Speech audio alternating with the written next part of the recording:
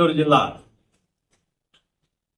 SP గారు Krishnakanth sir ఆదేశాల మేరకు కావలి పట్టణంలో 18వ తేదీ సాయంత్రం 7 గంటల టైంలో మేము గుడముగుంట జగనన్న కాలనీలో మొత్తం టోటల్గా ఇళ్ళన్నీ కూడా తనిఖీ చేశాము. దానిలో ఒక ఇంటి కన్స్ట్రక్షన్లో ఉంది ఒక ఇల్లు. ఆ ఇంట్లో మాకు దాదాపు 3 కేజీల 965 గ్రాముల గంజాయి ప్యాకెట్లు దొరికాయి. ఆ గంజాయి ప్యాకెట్లు తెచ్చి సీజ్ చేసి కేసు పెట్టినాము.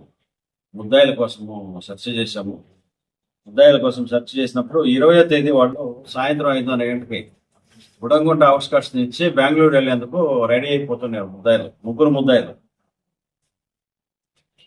వాళ్ళు ఒకరు వచ్చేసి గోసల గోపీకృష్ణ, తండ్రి మాధవరెడ్డి 21 years. రెండో వ్యక్తి ఎల్లాడి మణి, తండ్రి రమణయ్య, వయసు 20 సంవత్సరాలు. మూడో వ్యక్తి సుధర్తి అన్వేష్, తండ్రి మాలకొండయ్య, వయసు 20 సంవత్సరాలు. వీళ్ళు మొదట ఇద్దరు కూడా బుడంగొండ గ్రామానికి చెందినవారు, గోసల గోపికృష్ణ, అల్లాడి మణి. సుధర్తి అన్వేషణ అతను ముస్నూరు గ్రామానికి చెందినవారు. వీళ్ళు ముగ్గురు కలిసి ఈ మాదక ద్రవ్యాల వ్యాపారం చేస్తున్నట్టు ఇంట్రాగేషన్లో తేలింది. వీళ్ళు పాడేరు ఏజెన్సీ ప్రాంతంకి వెళ్ళి అక్కడ గంజాయి పెద్ద ప్యాకెట్స్ కొని తెచ్చుకొని ఇక్కడ చిన్న ప్యాకెట్స్గా చేసి అమ్మి వచ్చిన ఆదాయంలో జల్సాలు చేస్తూ చిన్న వయసులో జల్సాలు చేస్తున్నట్టు మాకు ఈ ఇన్వెస్టిగేషన్లో తేలింది. ఈ విషయంగా ముగ్గురిని కూడా అరెస్ట్ చేసి మేము ఈరోజు రిమాండ్కు పంపించడం జరుగుతుంది.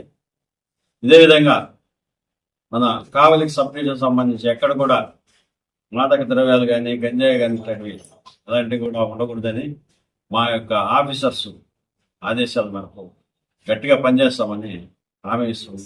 కావలి పోలీస్ డిఎస్పీ శ్రీధర్ కావలి ప్రోగ్రామ్స్ పెడతాం, స్టార్ట్ చేస్తాం. కాలేజెస్లో అవేర్నెస్ ప్రోగ్రామ్స్ పెట్టి దీని గురించి ట్రాఫిక్ సంబంధించి, ట్రాఫిక్ రూల్స్ గురించి, వీటన్నిటి కూడా ట్రాఫిక్ సంబంధించి అవేర్నెస్ ప్రోగ్రామ్స్ పెట్టాలని నిర్ణయించుకోవాలి.